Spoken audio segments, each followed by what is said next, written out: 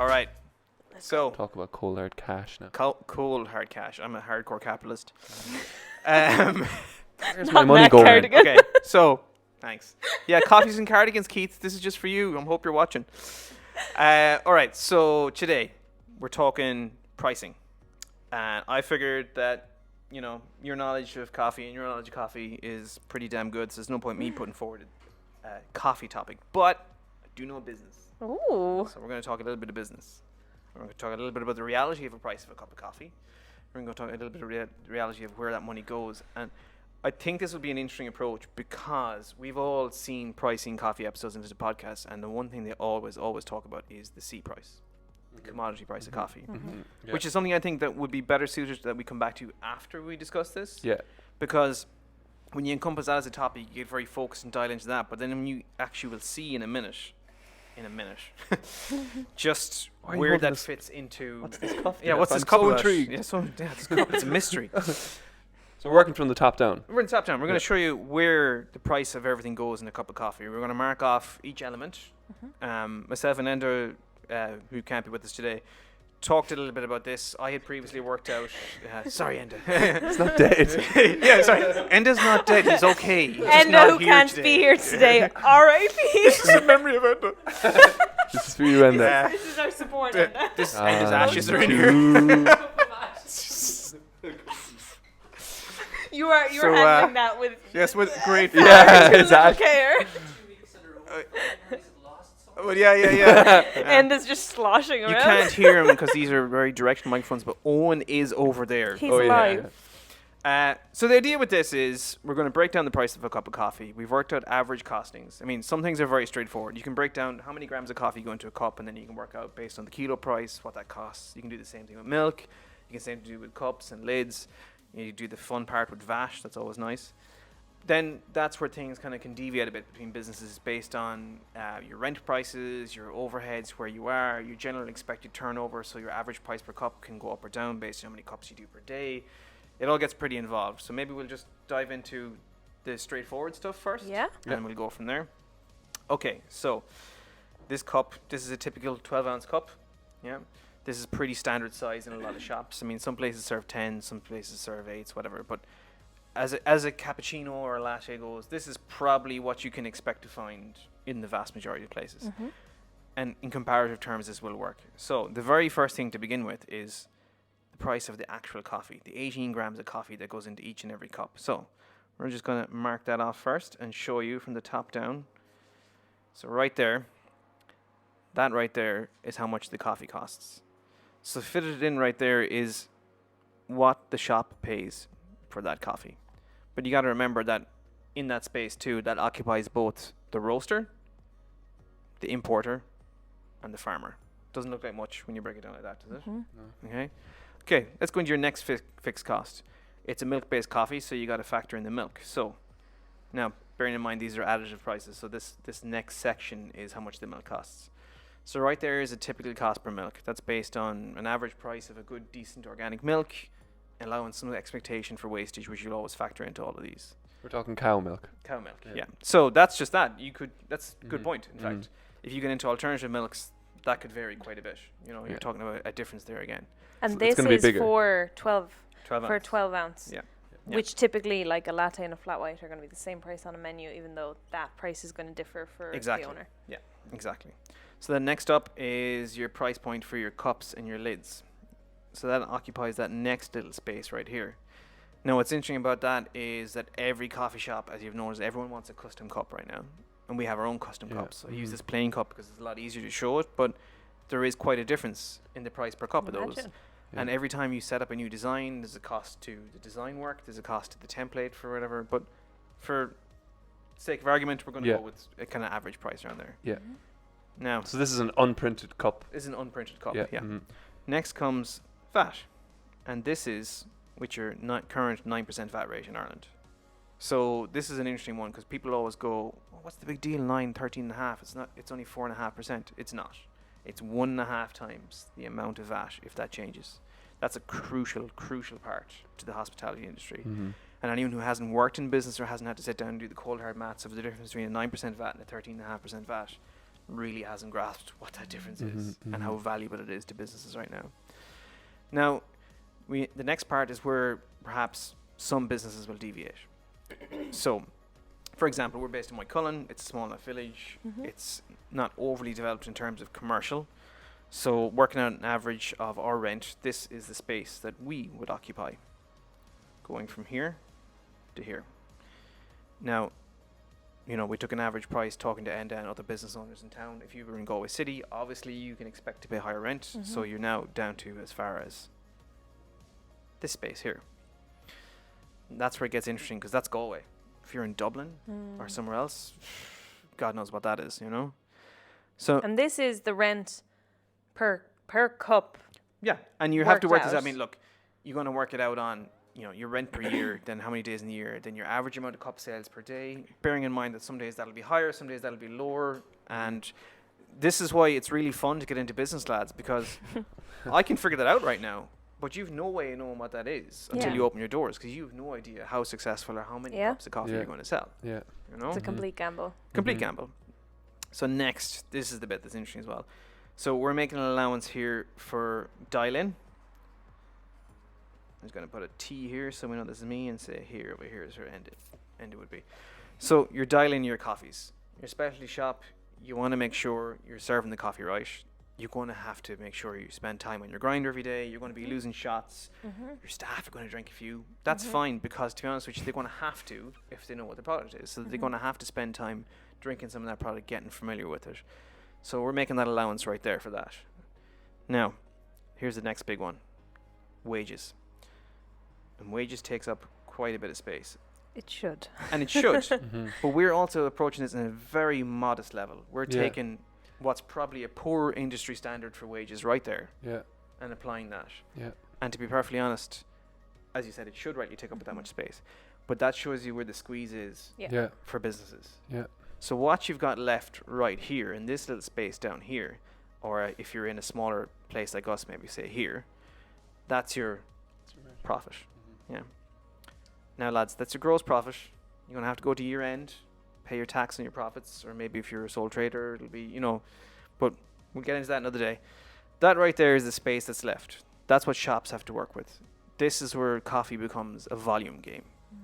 So, yeah, sure, this looks nice here, the bigger pot, right? But if you're not in town, you're not going to do the volume that this shop's going to do. Mhm. But these shops have to do volume. Mhm. Yeah. If they don't do volume, they're in They're going to trouble. go under. Yeah. Mhm. And that's where it gets really interesting. Mhm. And the reason I guess I wanted to talk about this is because the difference between small independent specialty shops and bigger chains and people who let their standards go in shops, that's where all this changes. Yeah. Mhm. And the push always goes to this end of the cup. Mhm. The push never goes up here. Yeah. Everything is fixed mostly on Yeah. that cup, except for Yeah, staff. exactly. You right? know, you can't. But say you are a big shop and you're not going to be as concerned about quality, and maybe you're a chain shop, so you don't spend the time on your dial-in. So Mhm. you can squeeze a little bit extra out of this space here. Yeah. They're probably not going to give it back to their staff, so it's definitely going down here. Yeah. And maybe you have an ability to buy milk in bulk and you can get a cheaper rate for your milk. And maybe you have an ability to push back on price on rent and other Mhm. stuff like that. And all that squeeze comes up through here whenever one shifts here. And in Yeah. fact, if anything happens to this gets smaller. Yeah.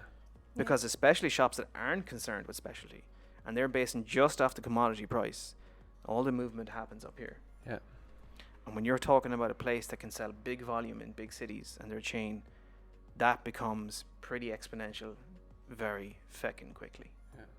And that's, I think, what's most interesting about this is small shops, independent shops, have very little control over here and yet put their emphasis at the Mhm. top end. Yeah. They're the ones who are willing to engage with and spend more so that both the roasters and the farmers are getting a better price. And Mhm. yet the price that the consumer is actually paying the difference is it's so minimal. minuscule. Yeah. Yeah. It's like pocket change. Yeah. Do you yeah. know? And because consumers have a lobby. yeah. Consumers can push back against price by voting with Mhm. their feet and refusing to go to a place that will Yeah. charge more. Mhm. Yeah. Whereas we all know with big corporations, the farmer, the growers, they don't have a lobby. Yeah. This Yeah. is like no choice for them. This is their life. They need to make that money, so they'll just have to take the price they get. Yeah. And look, we'll do a better illustration of this and throw it in the video for people to see. But it's fascinating how people have this notion that, oh, what's this? You know, how much could a cup of coffee cost you? Because they think that is like, they think 80% of that is going into the pocket of the owner. Yeah. Which even in the most like heartless company ever, 80% of a cup of coffee is not. It's physically impossible Well, for based that on the maths to. that we Yeah. worked out here, you're talking between 10 to 15% Yeah. would be your average. Mm-hmm. 10%, 15% before year-end tax. Yeah. You know, I know there's VAT in there, but VAT is a very different thing than your taxation on your earnings. You know, it's kind of depressing. Yeah. It is, know? yeah. Especially when, you've, the big topical thing, obviously, well, now that COVID is finally kind of dissolving, as climate change is back and, the coffee belt is squeezing and farmers have to go up higher up mountains now to pick coffee because it's cooler up there, and then Johnny and Mary comes into the shop and is wondering why Yeah. you're charging an extra 5 or 10 cents Yeah, per yeah. cup, and Yeah. they have no idea, so it's phenomenal that you got to break it down in such a visual way, that we can all see that squeeze, Yeah. and And it is a squeeze. it's a Yeah. big squeeze, Because the bit that's also very interesting about this bit right at the top is the difference in price point between someone buying a commodity-based coffee and buying specialty coffee is not so massive as to make a difference there. No. It's crazy. Yeah. Mhm. Like, when you think that on typical, even allowing for your dial-in, if it's an 18-gram shot and you allow a 10% dial-in, you're talking maybe 20 grams on average per shot if you allow. That's 50 opportunities you have on every kilo to recoup what is essentially a couple of euros of a difference. Yeah. yeah, You know? yeah. To I do know, something it's- better. It's mind-boggling. Yeah, I'm learning a lot from this. This is, from that business point of view, it's a real eye opener.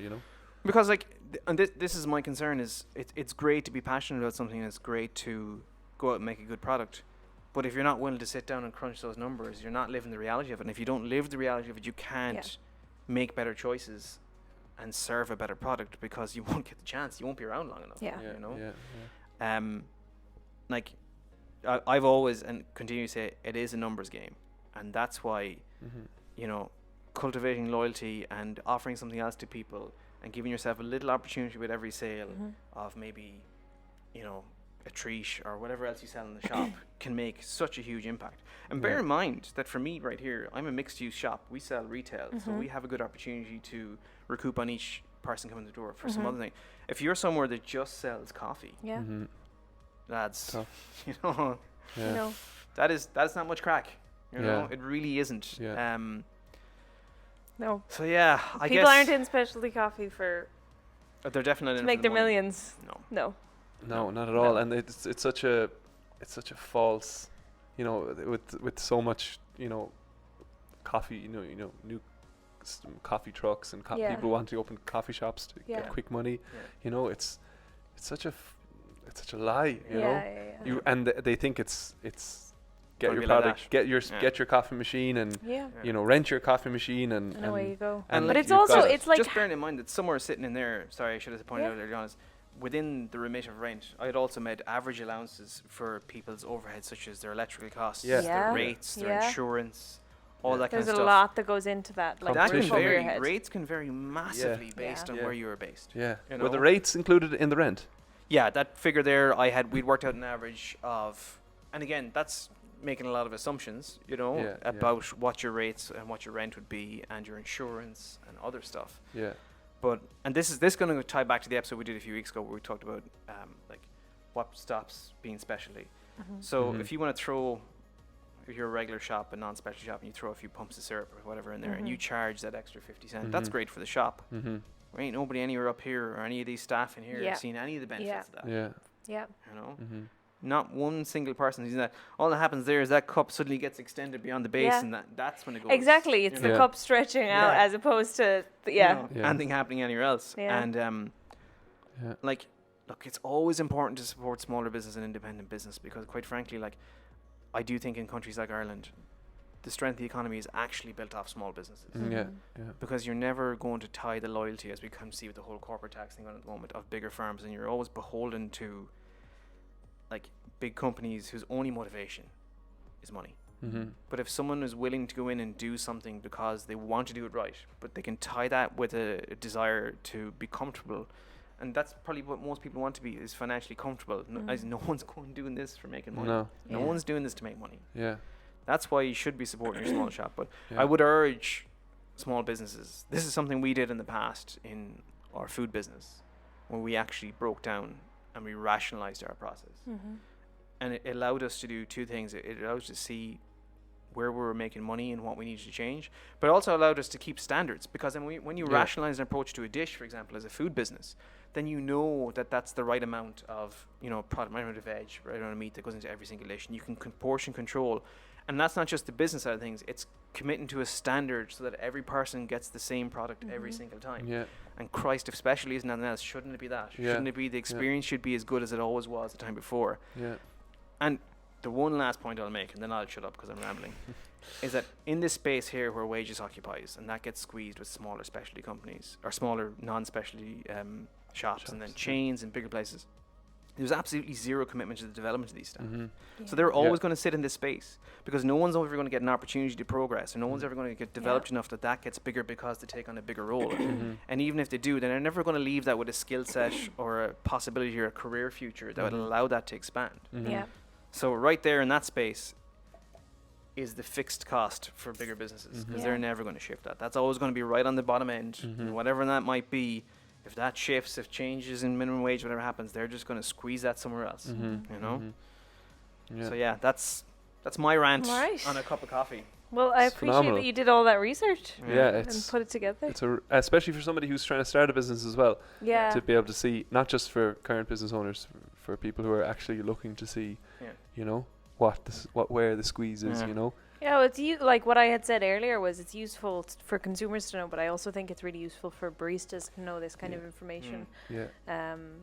Yeah. You're in the job of answering questions to customers, like as a barista, and Yeah. you get that question a lot. Like, Yeah. You know that cup of coffee that gets left behind sometimes, and Yeah. you have to just throw it the little last drag Yeah. for, Yeah. to wash it out or whatever. yeah, That's probably the profit, lads. Yeah. Right there. That's where the money is made, Yeah. you know. Yeah, Yeah. it's so true. Yeah. Um, And I think baristas should be like, I've gotten that question a lot in my career, and I met it with more in defense more than anything else, and I should be. And then I don't know, the penny dropped one day, and a woman asked me, and I said it, and I approached it in a way that, okay, why? Explain to this woman what is it, what's going into this cup, and she went away, and I went away in a. I think she said thank you, and I said a more thanks for positive asking. way, exactly. I think yeah, everybody yeah, should yeah. mark out one of these cups in their shop and leave it behind the bar, so that when those Yeah. questions do come, you have that information to There's hand. nothing you like know. being producing a prop when someone asks you a Yeah. question, Yeah. scare them off. Yeah, and in your own business, it's They'll kind never of ask easy you to figure again. out those prize Yeah. points, and Yeah, yeah. in your It's own a lot business. harder to figure out an average Yeah. than it Yeah. is to just go, okay, here's my rent, here it is divided, whatever. It's a little bit of math. Yeah. Hard for me, but like for a person who can do math, We can probably do it pretty in 10. easy. 10 for you. It's okay. So yeah, my motivation with that was, first of all, to show people the reality of that, and then secondly, based off of this, now that people understand what happens here, then to go and talk about the seed price and the commodity price, and then talk about like what happens back at source and at the farmers, because I think that's all much more relevant and pertinent information once you're aware of what happens here. Mm-hmm. Yeah. Because I read a really interesting thing yesterday, and it was kind of eye-opening as well, which was saying that you get a barista, a roaster, an importer, and a grower in one room and put them around a table, and they're going to have 4 very different stories, probably without that much crossover, because they won't really understand, because they're going to be so Yeah. They They are are to really their own- divided. Mm. Yeah. I have described coffee before as the longest form team sport ever. yeah. It's like nobody can know each other, but we Yeah. all have to work together. Yeah. Yeah. It's like blindfold relay. Yeah, exactly. Yeah. Exactly. It's so true. Yeah. That's There's a new shop name for anyone who wants. Yeah, that's something we should touch on as well. I think in another podcast is that whole like where it's always baffled me going from like. I'm going a little bit off track here, Yeah, but just yeah. Go the on. disconnection of coffee shops and Roasters. Not coffee shops and producers. Oh, you know, it's just how did we that's go a from different universe. It's completely different universe. It's Coffee the just top end appears in the roaster. The roaster just like has a chute and it just keeps coming, and they're Yeah. hoping it'll keep coming. yeah, it's Yeah. it, Yeah, it's, for it's sure. mind-boggling to me, Yeah. you know, and yeah, it's something I think we should look into as well. Yeah, 100%. Yeah, but Jeff, that was really phenomenal, really Thank you so eye-opening for much. me.